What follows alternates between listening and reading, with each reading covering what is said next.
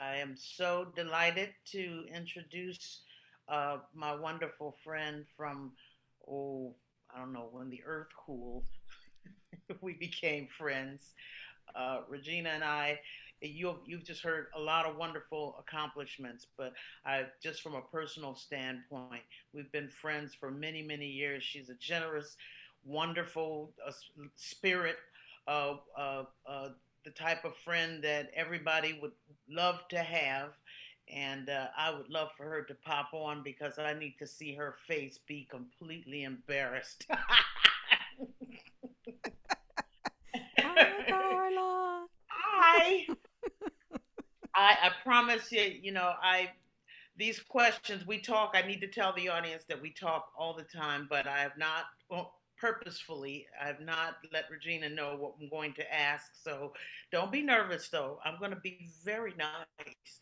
I would never tell something that would get us both into a lot of trouble. So I'm going to be nice.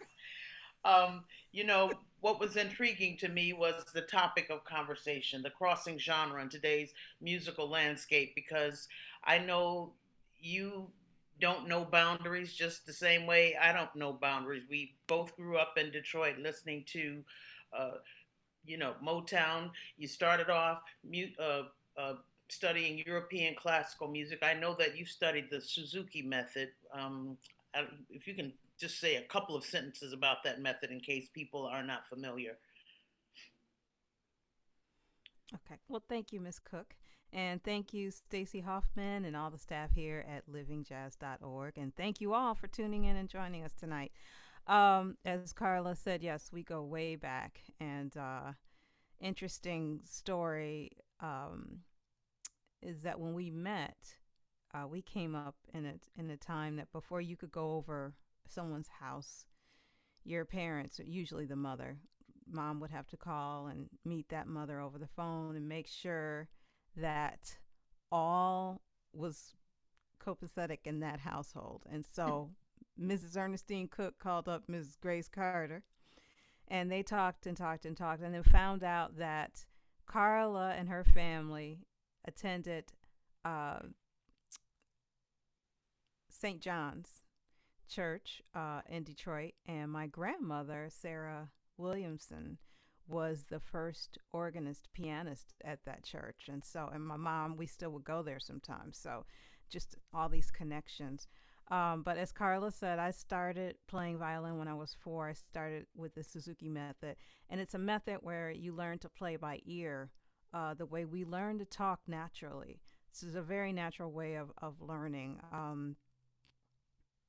A little similar to well, anyway, to Orff, I was going to say, but not as, but I actually want to ask you something about that.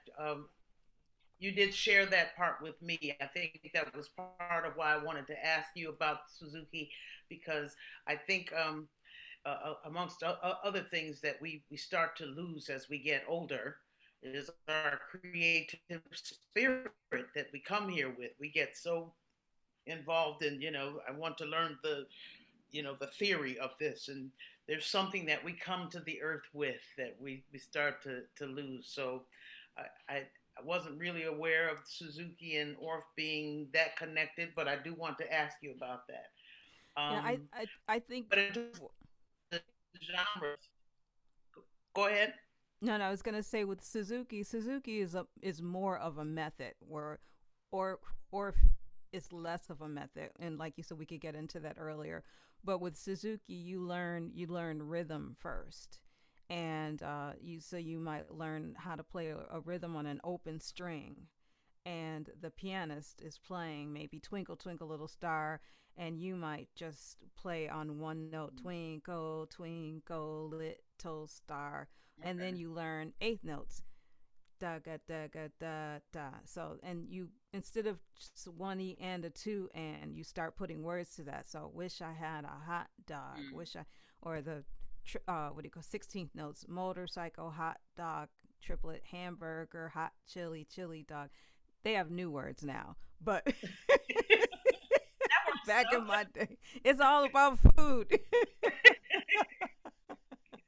No, that's wonderful. I just said I think it's admirable and it stuck with you all these years. That it, you know what I mean? It's still your I base. still It's use it. still where you came from. Yeah. That's still where you came from. But in terms of jazz, we both lived in a number of places and even different countries. In jazz radio, I must say, Detroit had just some outstanding jazz radio. WJZZ, the beauty of the format, and it was simply that we didn't know any better. There was no such thing as the blues hour or the big band hour or the they mixed it all up. So you heard UB Blake, and then you heard Weather Report, and then you know what I mean. And they mixed it all up all the time. You heard Art Blakey followed by the Manhattan Transfer, or it was all just mixed all these boundaries. Oh, and then saying you need to select one of these kinds. Even today you say, oh, I play jazz or I sing jazz. Oh, what kind? All of it. Yeah, It right. never dawned on you. Although I know that you've also recorded on with some hip hop artists, Hmm. and Mary J. Blige. Mary J. I'm Blige. taxing my Yeah. memory here. Lauren Hill. Who else? Lauren Hill. I did. I There's a tiny little solo in the beginning of Aretha Franklin's "A Rose Is Still a Rose." If you listen carefully, you can hear it. Ooh, And so Lauren Hill produced that. nice. Um, yeah. Now my brain is going, but yeah. Just I mean, for I've me, it done. all makes sense. Yeah, I mean, it's Even just music. country. Didn't Dolly you do something Parton. with the? Yeah, I did Yeah, Dolly Parton, Billy yeah. Joel, um, Joe Jackson. Um, yeah, it's just we when we grew up, like you said, there were no bound. It was just music, and we had all kind of records laying around our house. So it was music, and it wasn't until what maybe the 90s 80 late 80s 90s that they started all of a sudden radio stations, their corporations started Mm. Mm-hmm. um, setting up these radio stations and saying what they could play, and then if the mother station played had a playlist, then the other stations had to play that same playlist. And back in the day when we were growing up listening to JZZ, a lot of those DJs brought their own records in to play what Right. they liked. And so it was beautiful because you weren't hearing the same thing all the time. You'd hear whatever record was being promoted, but you got to hear we heard some amazing music all on that one And you got station. to hear local artists. Yeah, that's how a lot of local. I was telling someone sometimes music could be played locally, but in my mind, they were household names all around the world. That's What do you right. mean the world doesn't know? Exactly. Exactly. You Yeah, know? I always think of your story about oh, I just played him in my class the other day. Eddie Jefferson. Ah, ah, well, yeah, But we'll exactly. get to Eddie that. Jefferson. Yeah, Okay, that's And another. Yeah, yeah, that's another. yeah. I wanted to talk about, well, because you did all these explorations in any and every type of music. It's also been reflected in all the music that you've recorded. I know that you have touched upon your with something for Grace. You've done the tribute record to not only Motor City Moments, where you did music for and about Detroit artists, but also about your mom's side of the family. Um, Southern Comfort was about your dad's side. Reverse Thread, if I'm not mistaken, was like all West African rhythms. Then there was Paganini After a Dream, where you played the Il Canon, that big, huge sounding violin. Um, what's next? What haven't you tested and tasted that you want to touch upon next? Oh, it just I think growing up and having no boundaries, sometimes when it comes to recording a project, it's difficult because I feel like a kid in a candy store and I think, oh, I'm going to do this. And then 2 minutes later, oh, no, wait, how about doing this? And how about. So sometimes it depends on what's happening around me. This last record, Swing States Harmony in the Battleground, had to do with voting rights and trying to encourage people to get out and actually vote, and to know that their vote is important Well, and it it does worked. matters. Yes, but we got to keep going. You can't just be for that one election. We all the small, tiny elections, school board, all of that, all of those are very important. And so we have to keep voting. Um, You have to do but swing states too now. You got to do that. we gotta, we have to play Georgia. Come on, Georgia.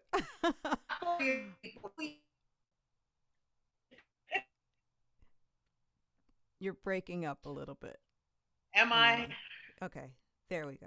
I know that you grew up listening to Stefan Grappelli and Jean-Luc Ponty and later Stuff Smith. But please share with any young person out there right now who else should they be listening to? Who are we sleeping on? Who are the people, young string players especially, should be listening to?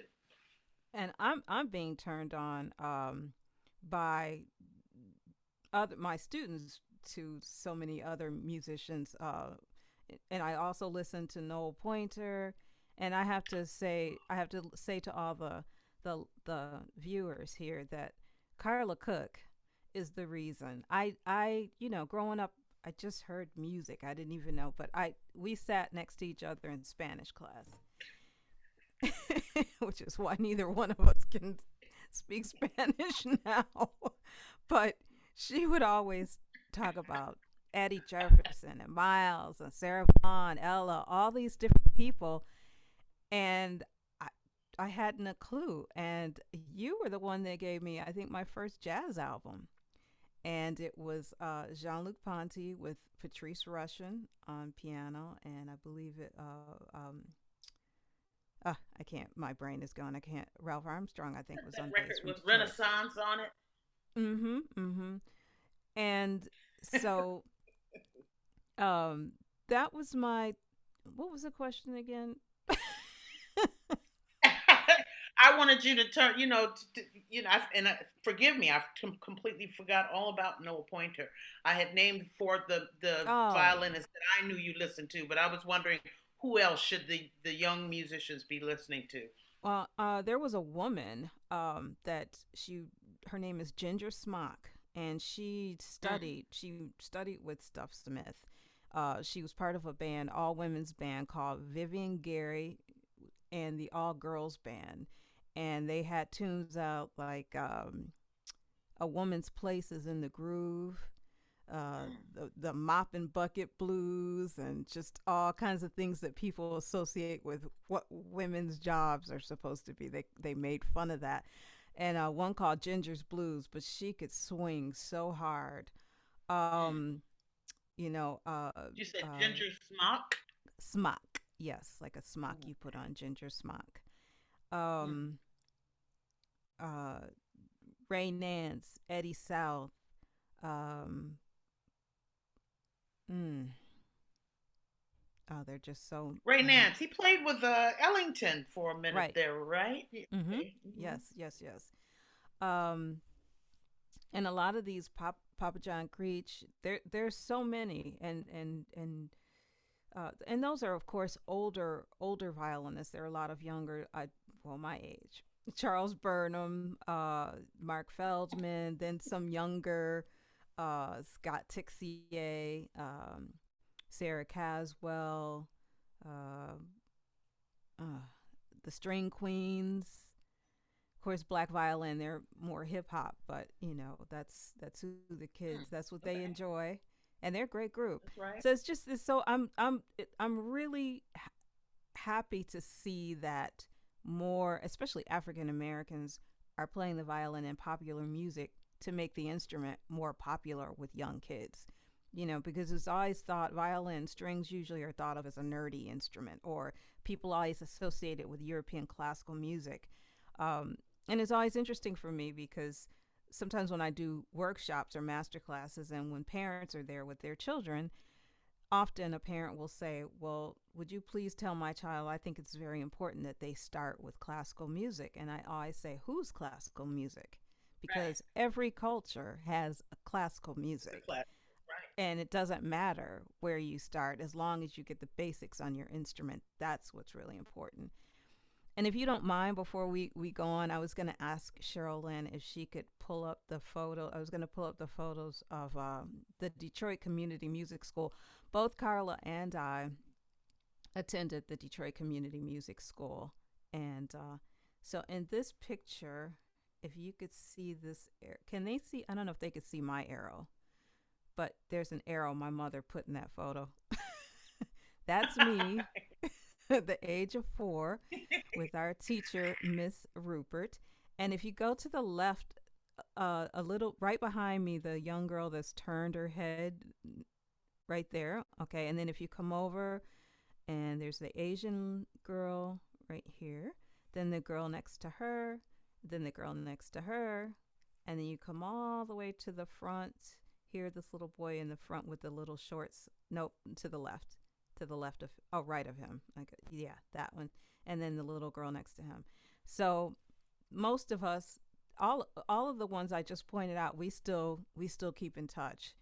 And That's awesome. then there's another picture with I think 4 of us, Cheryl, from a newspaper clipping. Nope, from a news. Good.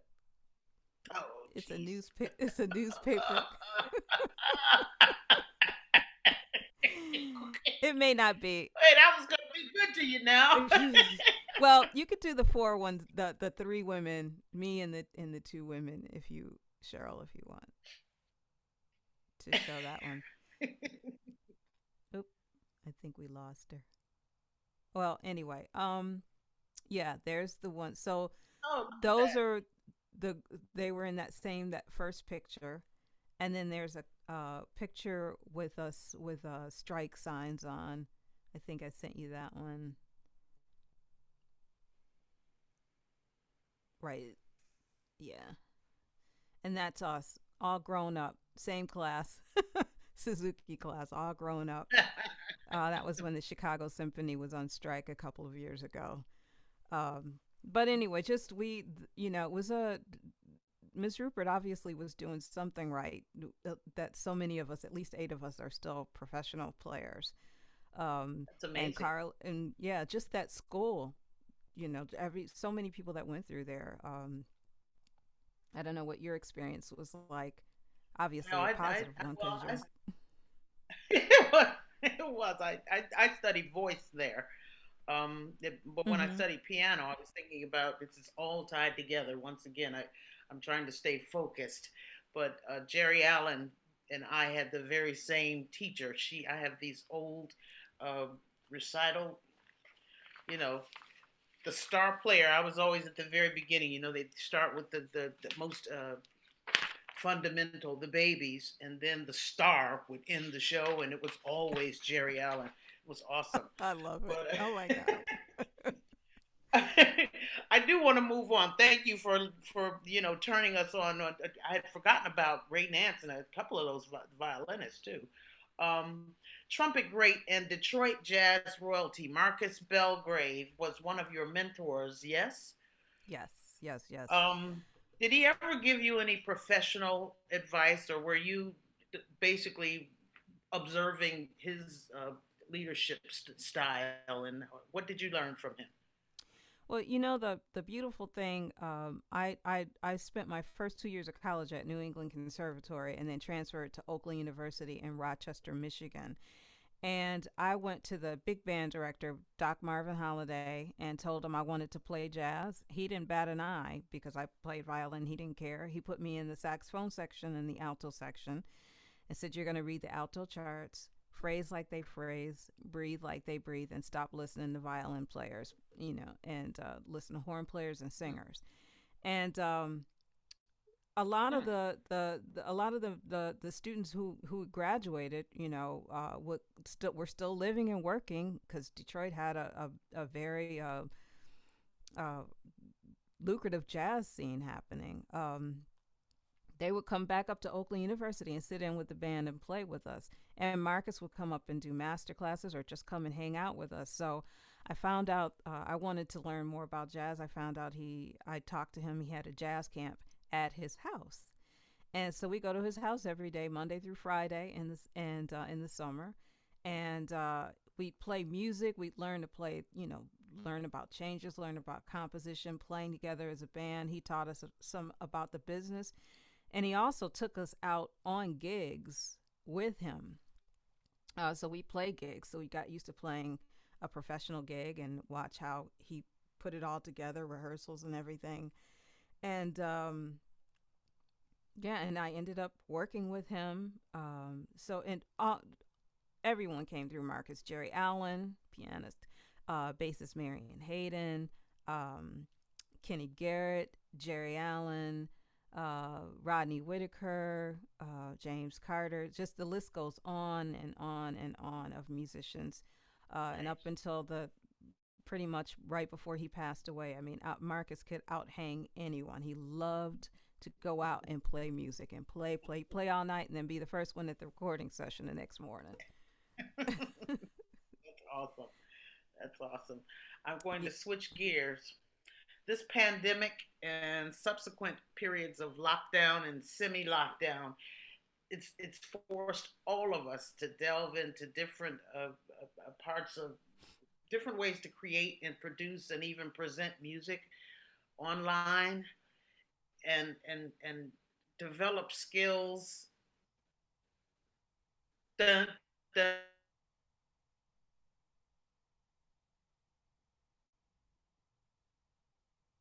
what kind of skills and are you enjoying any of it? You know what? You froze in the middle of that. Uh-oh.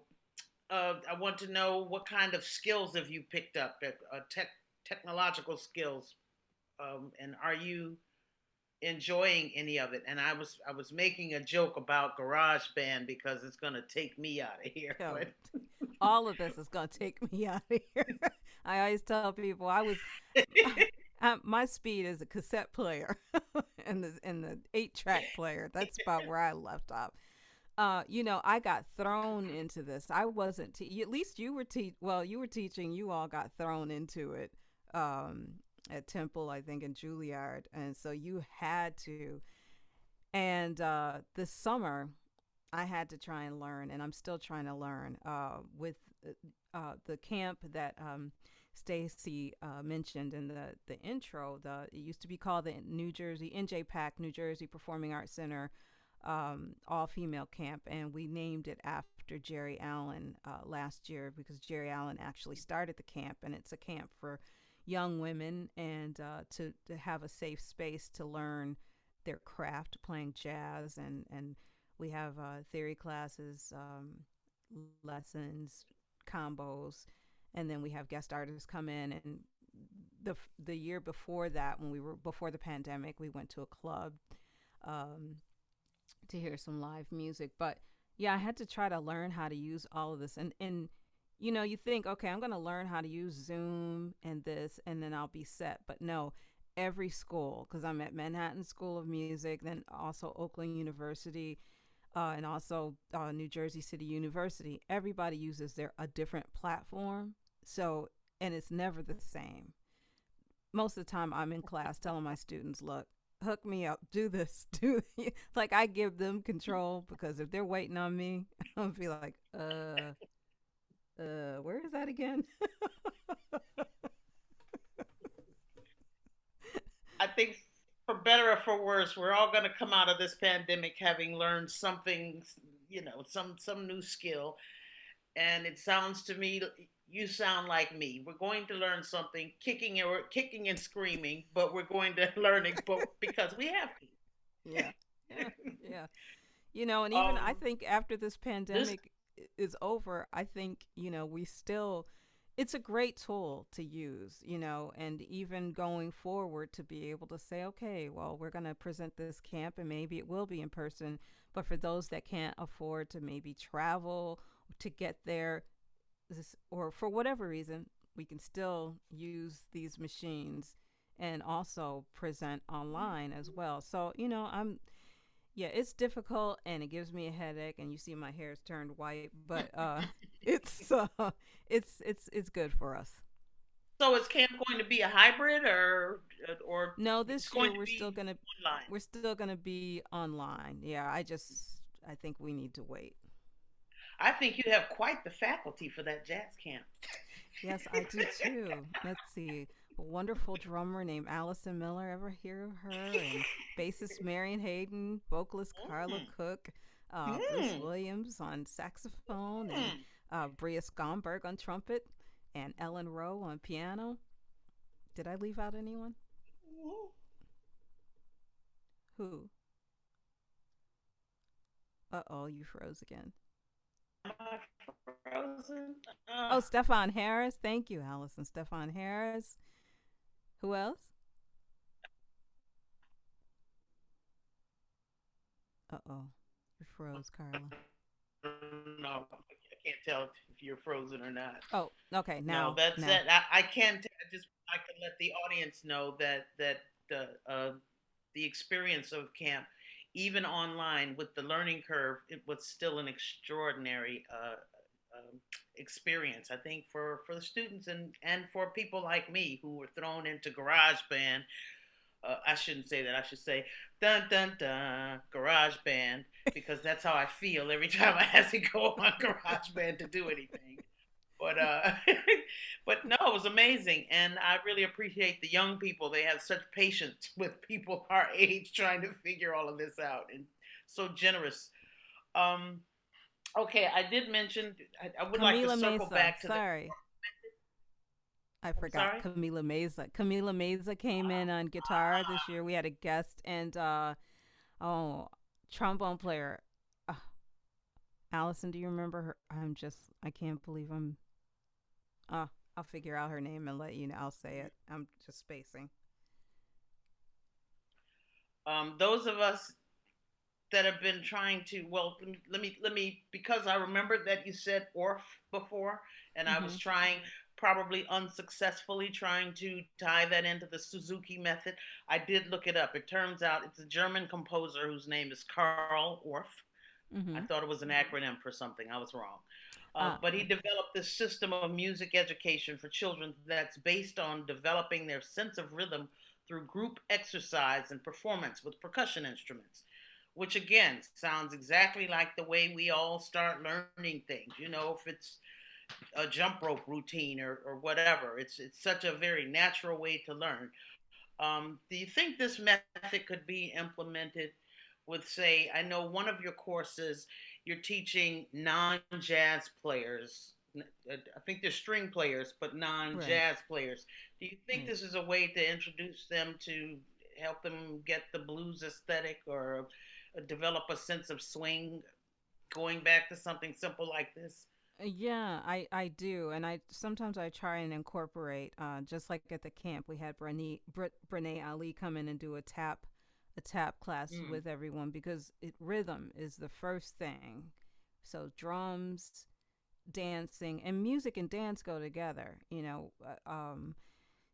You really can't when you separate them. I think you do both a disservice. And um, so in the very begin, always have now a tap teacher come in and be very basic steps, but then we use that and say, okay, when you're improvising, when you're playing, really when you're playing, tap, think about that, feeling it in your body. A lot of times we don't feel the music in our body anymore. We're disconnected, and that's it's really important to have that connection. And when you think about, you go back to Africa and look at how they learn music, and you see that little kids, even Afro-Cuban music. I used to play in a charanga band in New York years back, and there'd be a 5-year old on stage with us playing the bell and learning the background line singing and the dancing, and I'd watch them grow up and become professional musicians. So they mm-hmm. learned by doing it. No one was sitting there saying, okay, one and two and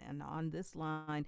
They could learn that in school, but if you learn, it's such a natural way to learn, is not to make it so institutionalized. Just yeah.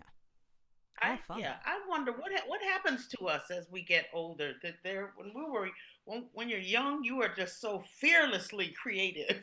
you know, if you wanted to write a song or sing a song, you just did it, and then worried about how it goes down on the paper later. you know, now it's like, okay, let me sit here and I don't know, is this in? I'm hearing it in 7/8 now. We're just intellectualizing a lot of it and just taking all of the life, the juice out of it. There's Yeah. something very organic about just you know Well, I think too, if I it's. only had the courage. I'm sorry. Go ahead. No, I'm just saying if I only had the courage, the musical courage that I had as a kid before I knew stuff, I'd be so much further along, I think. I feel like I've gotten in my own way by learning a lot of, learning a little theory here, a little, more information. Sometimes it can be dangerous. And I think too is the way it's presented. Growing up playing European classical music, the whole thing was you got to be perfect. You got to play that note and tune. You can't, And so then when you step out on stage, you're like, oh my God, if I mess up. And so you're a nervous wreck. And no one's perfect, and no one is, Yo Yo Ma said, no one is paying to hear perfect. They want to hear emotion. And with my students in my string class, it's so difficult for them to let go because they're so worried about the wrong note. So I try to sometimes do these games with them where I just play any note and I talk at the same time and say, "Hi, my name is Regina." And they have to answer on their instruments and Hmm. talk at the same time because they're it's hard to talk and play and you're so in your head when you're doing that you're not thinking about, oh, what note, what, oh, is this gonna and improvising. I tell them, this is your story. No one can, I can't tell you it's right or wrong. If it sounds good to you, then it's okay. Tell me a Right. story, make me feel. And that's the thing, make me feel something. And that's really difficult for, but I think it just so much in school is about, you got to do this, you got to do this, you got to do this. And when you finish telling someone what they got to do, and it's got to be, you know we forget how to color outside the lines. Mhm. That sounds like it's part of your personal philosophy about learning and teaching music. I know we both talk about this often. Everybody learns a different way. Um, and for me, I always think, however you learn it, that's the right way. you Mhm. know, Mhm. are you being presented with it's really weird. You're really immersed now in the educational part of it, and you're being asked to teach students who, by the nature of this music, is something we're all supposed to be doing together, and yet you can't do it together. It's such a big disadvantage. Um, Yeah. it's it's so unnatural Right. to, Right. and then we can't really play together at the same time. So it's forcing all of us to be a little more creative in ways that we shouldn't have had to be. Right. it's Yeah. a shame, but I just feel like something is going to come out of this. Something good should come out of this. I haven't thought that through yet, and I guess we won't know until we all get back together. Maybe some really amazing performances will come out of just being able to be together. We will all click. Um, what are you missing most about performing now? Or Performing are at. you missing? I'm assuming that you're missing performing. Are you missing the road? No, I'm not missing the road, but I miss performing. Mm. I don't miss Mm. I don't miss getting there. Right. The airplane travel and Right. uh the connections and the uncomfortable seats, all that. But I do miss performing, and I had an opportunity. Well, my husband, Alvester's a drummer, and so we play together sometimes. We're lucky that we have each other. We can play together. But I did have two other band members come over, and we played a concert from our house live. And oh my God, it was just, we were all, there was so much joy and energy and just it was just like I couldn't play hard enough. Like, oh my God, it's yeah. I think the pandemic for every is gonna getting out of this will mean something different to everybody. But I Mhm. really, for me, as much as I'm complaining about stuff, we're really blessed. um, Absolutely. we have a roof over our heads. We have some food to eat, some warmth. I know I have my family. I got Carla's my family. I just, I have, and I'm blessed. And so, we just have to make do. And when the universe says we can come out the corner, uh, we'll be, you know,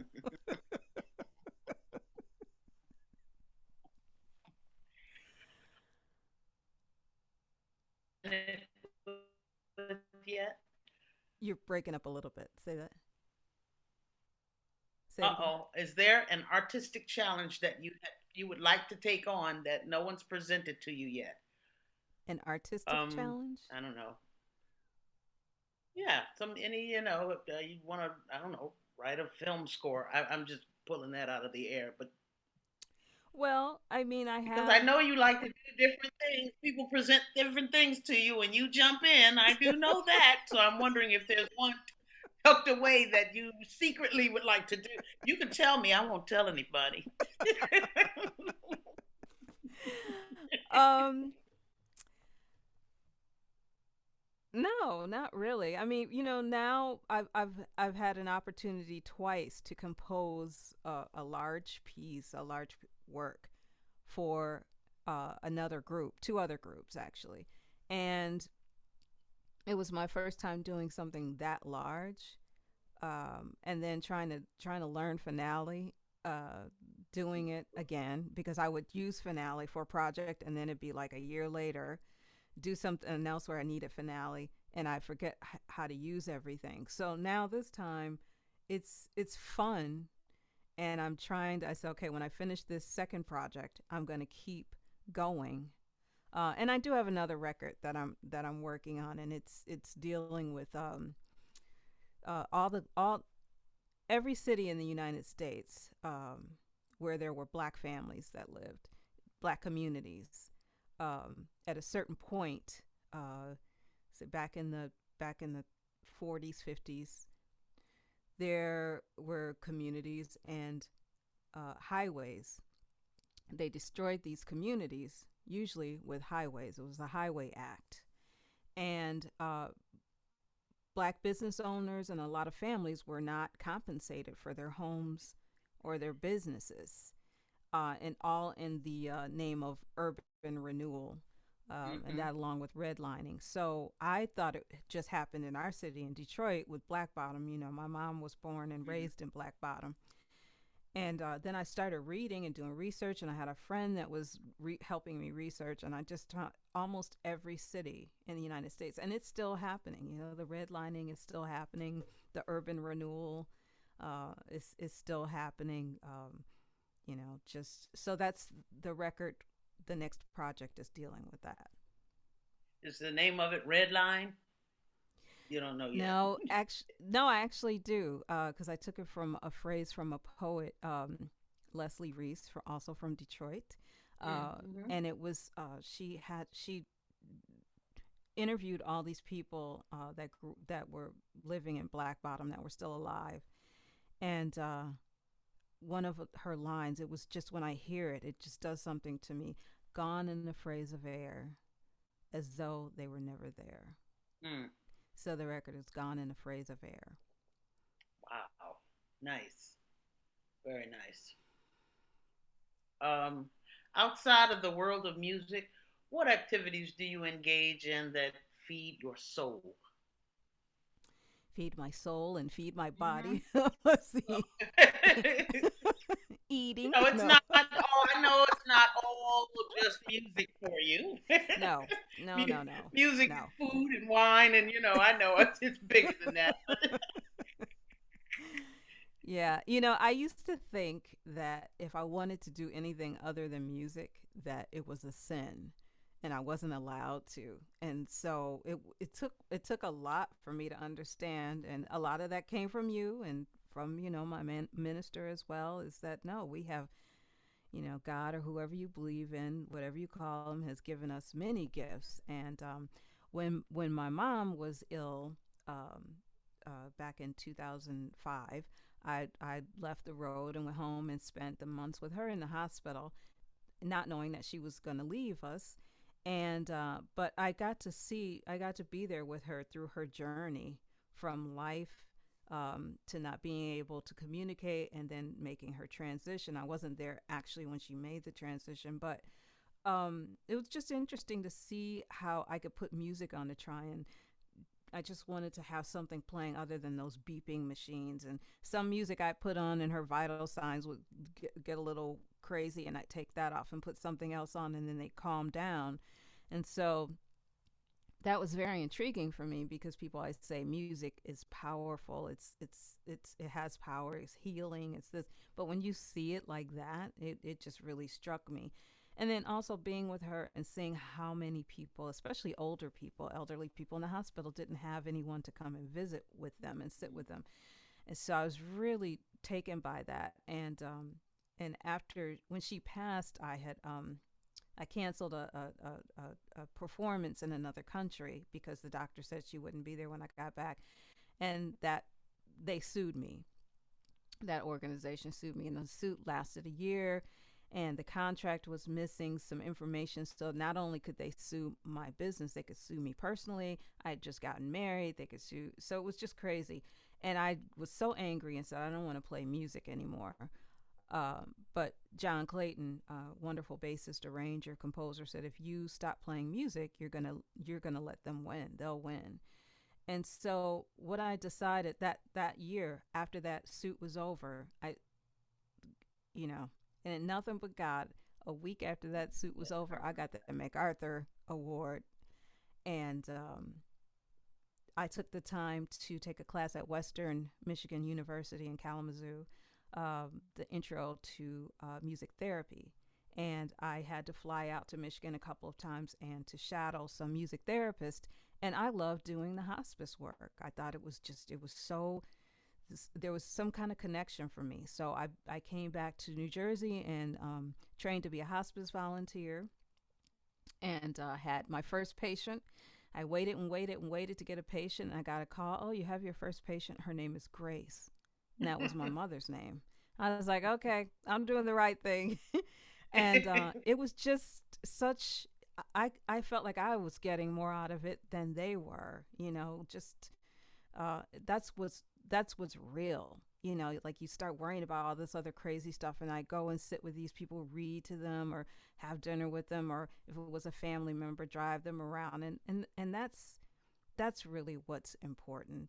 And recently, when the pandemic shut us down, I was due to do a training to be an end of life doula, which hopefully, when the pandemic lifts, I want to continue to do that work. Hmm. Excellent. Excellent. It's just weird that so many people are making their transition alone now. Yeah, it's really sad. It's so It's full heartbreaking. of irony that when you're needed, it's just amazing. Um, I see that we're getting close. If you weren't a musician today and not doing hospice work, Hmm. what would you like to have done? Well, when I was a child, I thought I was going to be a kindergarten teacher like my mother. I know that. I could see that. I could see that. I could totally see that. I like the little ones. You have a lot of patience.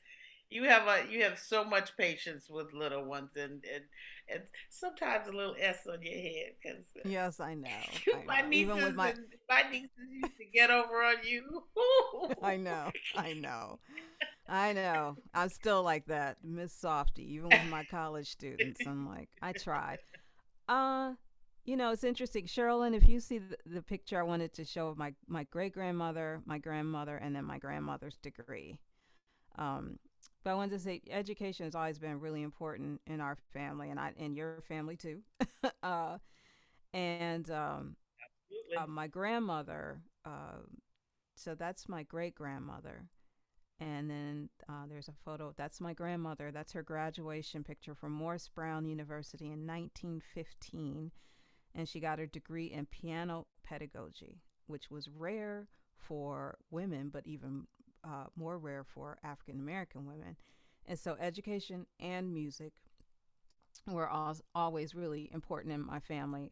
My mom couldn't play, but I would show her like maybe two or three chords, and she'd take a tune like "The Wheels on the Bus," and she added verses to it, and she would teach her kindergartners about Rosa Parks, civil rights, all putting words to that, and they'd have pictures and just every subject. She used music to help them retain the information.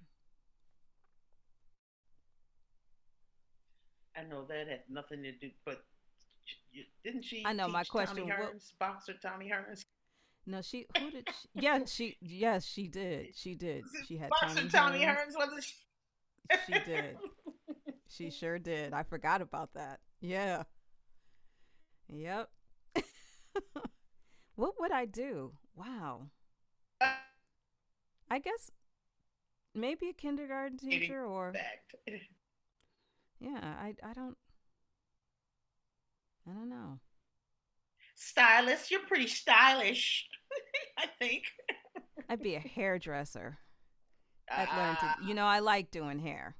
I had to go. I was leading you to it. Okay. I can't do You're mine, but very I sharp, like by the doing. way. I haven't seen this. Thank you. This is Thank you. very sharp. Thank you very much. I'm embracing my white hair. Yeah, Uh, there's yeah, my I remember graduation, this violin. high school graduation picture, and then can we show Miss Cook's Ugh. graduation high school? Stop it. That's who I remember. And then can we show Miss Cook on bass? Because we were in orchestra together at Cass Tech. Miss Cook played bass, and Mm. we would play gigs together in high school. We played Renaissance, and Carla wrote a tune on piano called Para Regina, and it was in the style of Stefan Right. Grappelli. Oh, that's right. We had our set list down. Mm-hmm. We went to the first uh, jazz festival. Was it? That was the very first Detroit jazz festival. I don't know. They're probably in the. It was called P When we Jazz or went to something. hear Stefan, yeah, no, that was the Poncha Train. That was on. It was P Jazz. It was. I think that was different. I thought it was different than the Oh, Jazz Fest. okay. I thought that was considered the first jazz festival. I remember Maybe it going. was I remember we were on a roof. right at the Poncha Train. Yep, and we saw Mm-hmm. Carla got us tickets and drove us to hear Stefan Grappelli Stefan live. Grappelli. Yeah, Mm-hmm. that was fantastic. Fantastic. Yeah. Um, all right, we are. I think it's about time for some questions, and this one comes from Susan Whitcoff, who was born in Detroit but now lives in Oakland. Susan says that her dad was a jazz sax player, and he used to take her to Jack Brokenshaw's jazz Jack club in Brokinshaw. Detroit. Do Yeah. either of us have any? Aha. Do either you remember? You have memories of that club. I remember the name. I remember the name. That's it though. Yeah, Jack Brokinshaw. Yep, I sure do. I don't remember that club. To be fair, after high school, I went. Regina and I both went to Boston. I, yes, you still She's frozen. Good.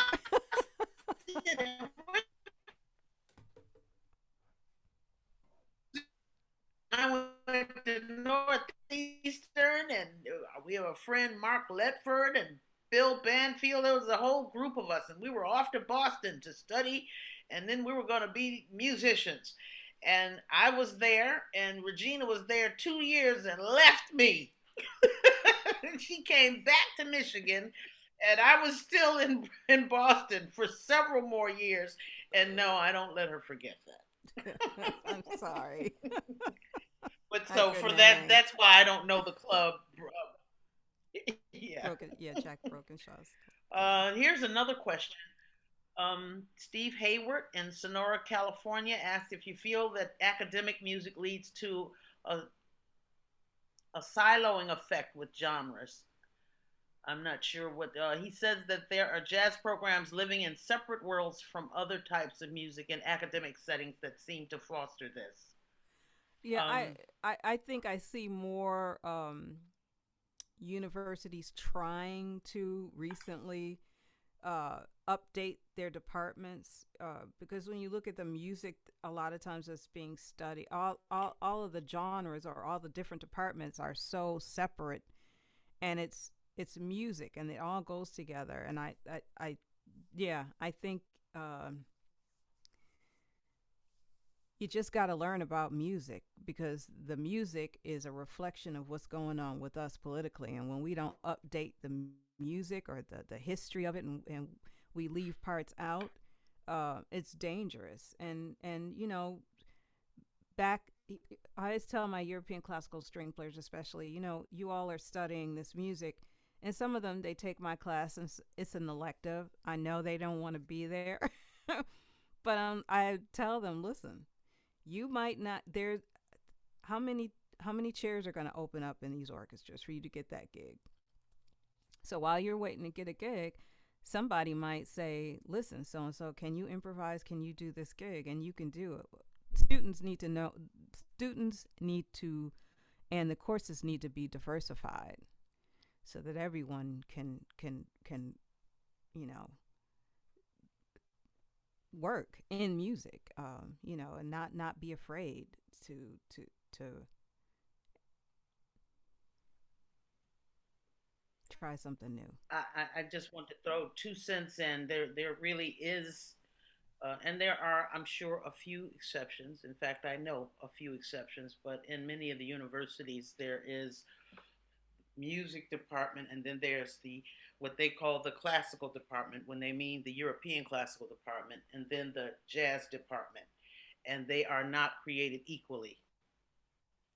I don't have to say which department gets all the gets more resources and more respect in general, but that's still there, and that is still a hurdle, and it's going to take a little more work and a little more time to straighten that particular issue out. Here's another question. Deborah St. John in Oakland would love it if you could tell us more about what it was like to play Paganini's violin. Ah, okay.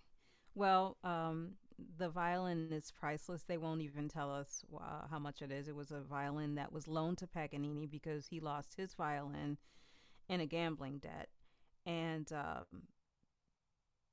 the city of Genoa, Italy owns the violin. And usually they have a competition, the Paganini competition, where the soloist who wins gets to play this violin and record with it. So a friend of mine was visiting from Genoa and came up with an idea, thinking it would be great to do a jazz concert, playing some orchestral charts that John Clayton had written using Paganini's violin.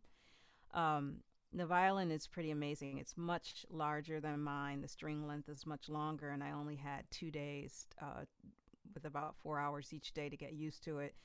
And it takes a year generally on a stringed instrument, a wooden instrument, to get to know it and for it to know you. So, but it was a very prestigious honor, and something I'll never forget.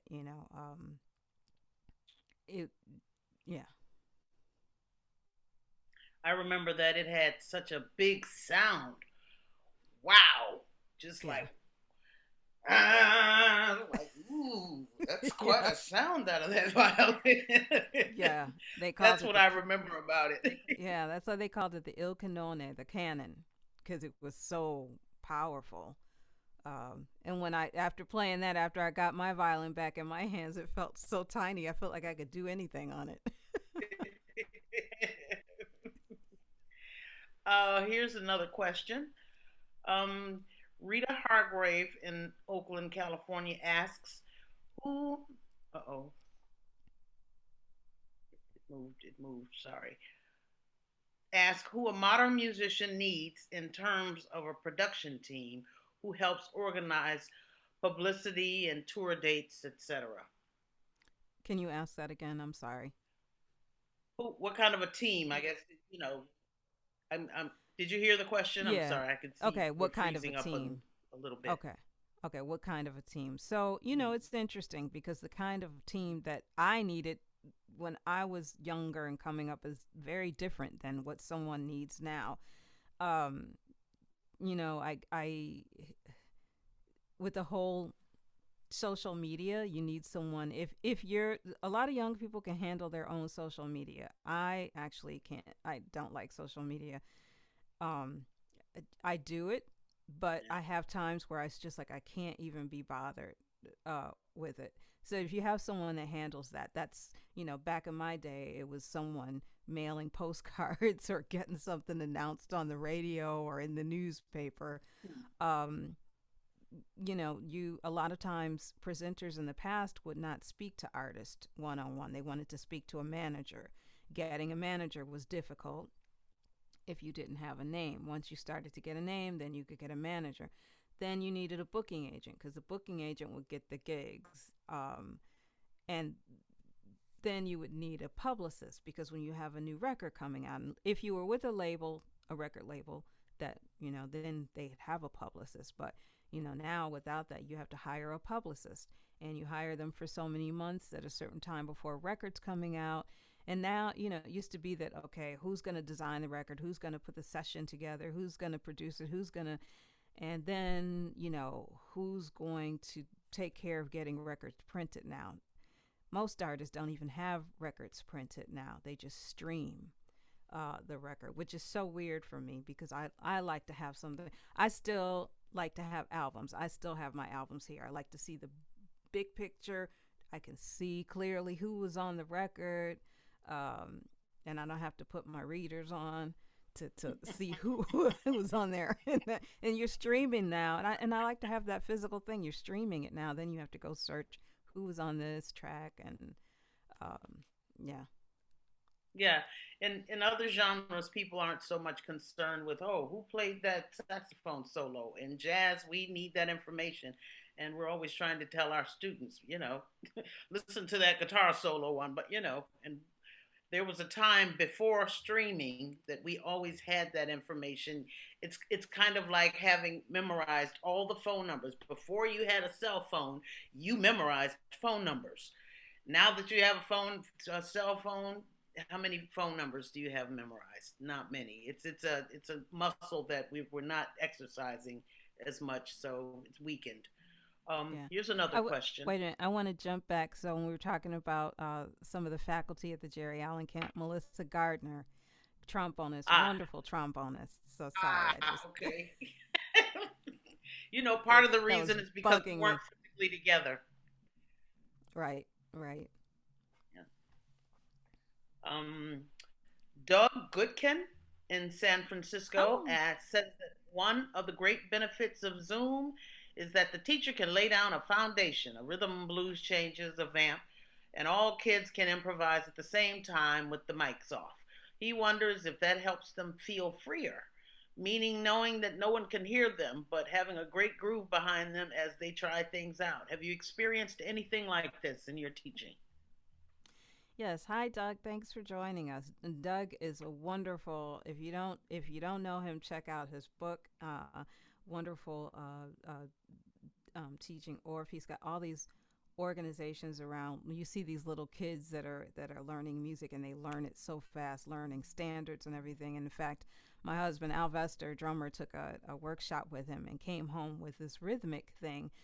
And I believe, Doug, correct me if I'm wrong, you were saying that a lot of times that when young people have trouble with these rhythmic things, remember we were kids and we do this Miss Mm-hmm. Mary Mac Mac. So kids don't do that anymore. So that whole rhythm and coordination thing is not really there.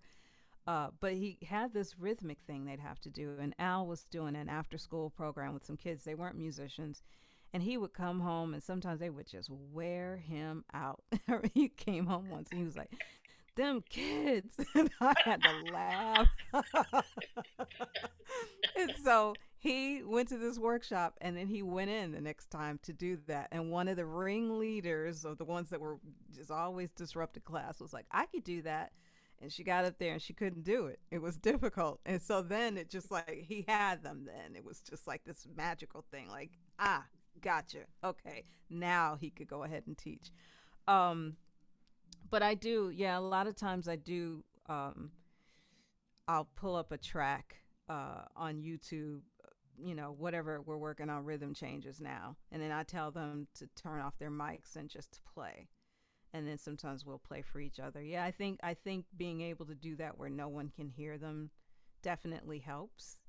Um, but still trying to get someone that's an adult to be free. It was a really interesting in my class. I have 6 students, and I said, don't you all ever just get really angry and just scream or just on your instrument? And two of them looked at me and they were like, no. I said, you don't like turn off the mic and just scream, and they couldn't do it. And I'm just like, I know it's in there. I know it's there. You got to let it out. But culturally, sometimes there's a difference. Culturally, sometimes you just, that's not in Have you. to let that out in some other way other than, Mm-hmm. yeah, a little uh, interesting. This is one of a kind of a follow up to one earlier question. Danny Mm-hmm. Scherer in Kensington, California asks what you teach your students about the business of music.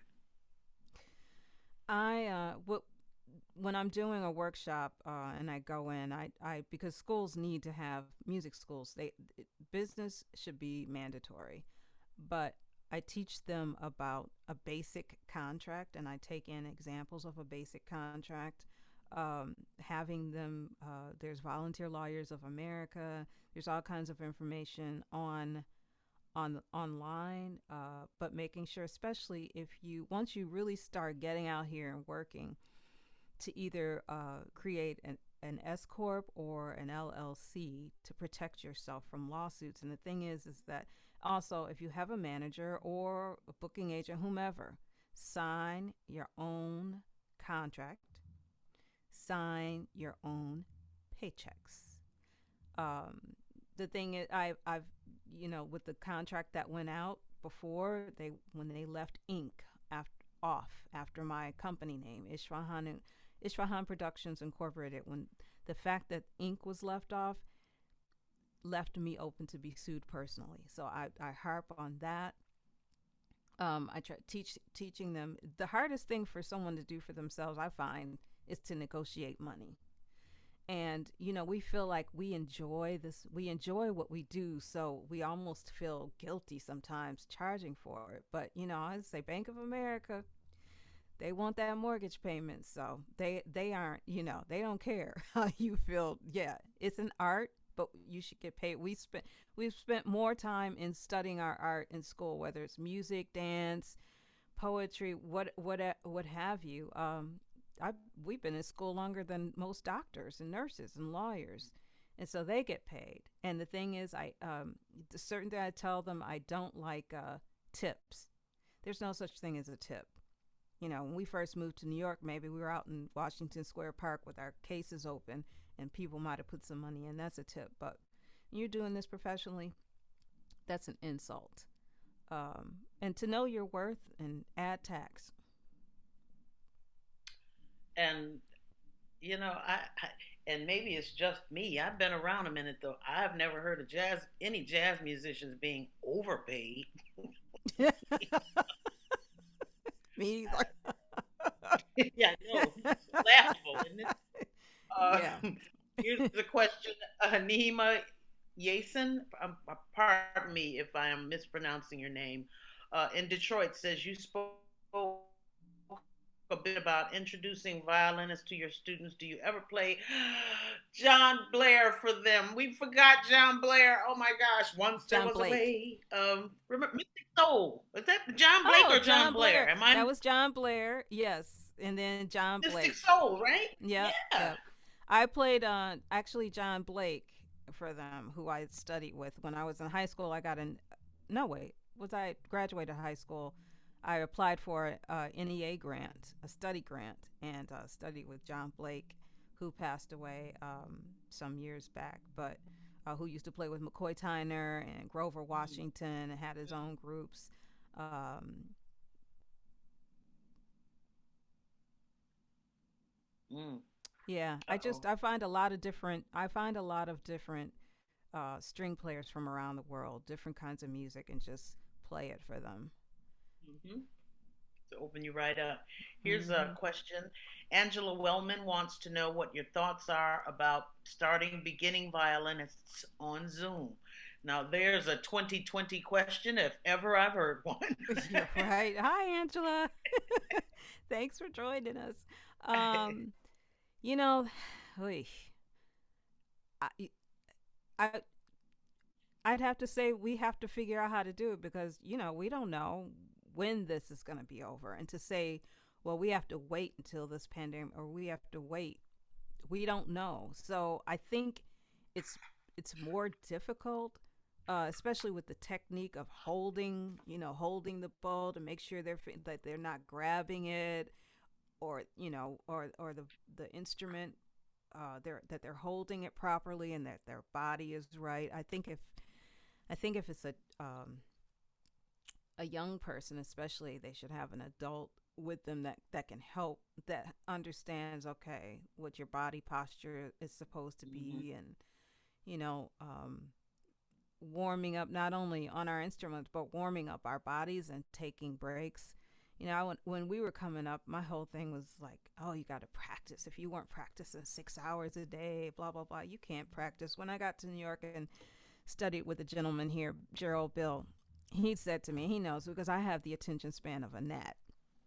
So I might be practicing for hours, but my brain is like, wonder what I'm gonna, I wonder what.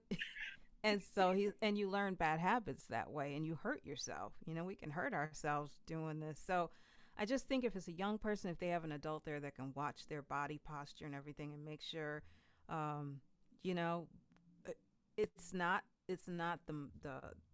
um, it's not the perfect solution, but we got to work with what we got.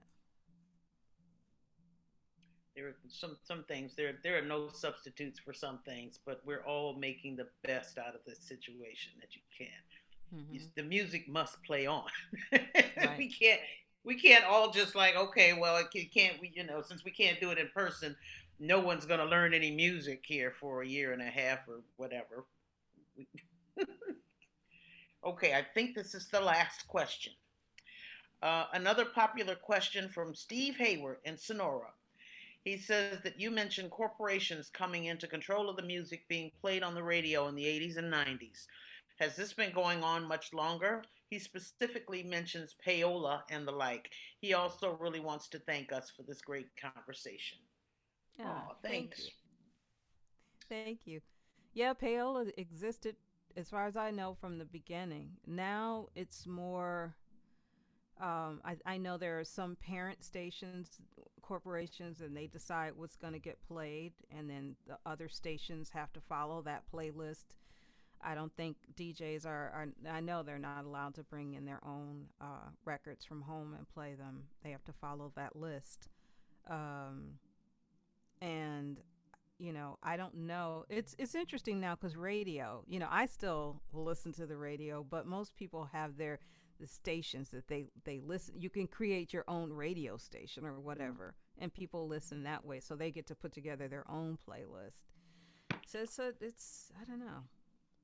It's I nice to don't. pick up your own playlist, but if you're only inserting music that you already know, how are you going to get turned on to new music? So Right. I like there's the that. fact that you do that listening session every once in a while. I want to join one of those. Just have everybody bring in, we especially if you come from different parts of the country and you get together and play your different, oh, I never heard this, I never heard that. It's a great way to and students are a great wealth of new music. It's this is how, and this is isn't that funny? This is how we all started learning it in the first place. Sounds like a novel idea now. Everyone's so insular. It turns out that you going over to your friend's house with a stack of albums, that's exactly what we're trying to do again. That's how we all get to refresh our, our inner playlists. It, Regina, thank you so much. This was fun. thank you, What Carla. It was fun. a lot of fun. I know. We behaved ourselves too. I know. Do you have we any we final acted words? like Anything? grown-ups. I know. Well, Como I se wanted to llama encourage. usted? Yeah, right. Say that Me llamo once. Reina. You know? See, we did learn some Spanish. Yeah, Spanglish. I wanted to thank everyone. I want to thank, first of all, Stacy Hoffman and everyone at livingjazz.org for inviting us to do this today, and to Allison Miller, Allie Boom Boom. Allie, Woo! boom. Yay. Yeah. That's And a I bad wanted girl to, there. oh, yeah, she is. And to thank all of you all for tuning in and joining us today. And just to, as Stacy was saying, that this is a nonprofit organization. So if you would please consider, if you haven't already, donating to support Living Jazz. They have a wonderful camp in the woods. The students learn in the woods. They have all kinds of programs. Just go to their site, livingjazz.org, and check out all their wonderful programs. But please consider making a donation. You can make a donation in someone's name for a Christmas gift. Awesome. And now we would love to welcome back Miss Stacy Hoffman from Living Jazz. Yay! Yeah, I have to say, you guys were mentioning throughout your conversation here and there about the challenges of the pandemic and can you do this and can you do that and what it's like. And I will say one of the major silver linings has been the opportunity to connect with such amazing people like yourselves. It probably would not have happened this way without the struggle and the uphill battles and the generosity of people like you who are willing to connect with us and to share of your time. I loved listening to this conversation and I really appreciated everything you talked about. And I want to thank you so much, Regina Carter and Carla Cook. Thank you very much for spending this time with us.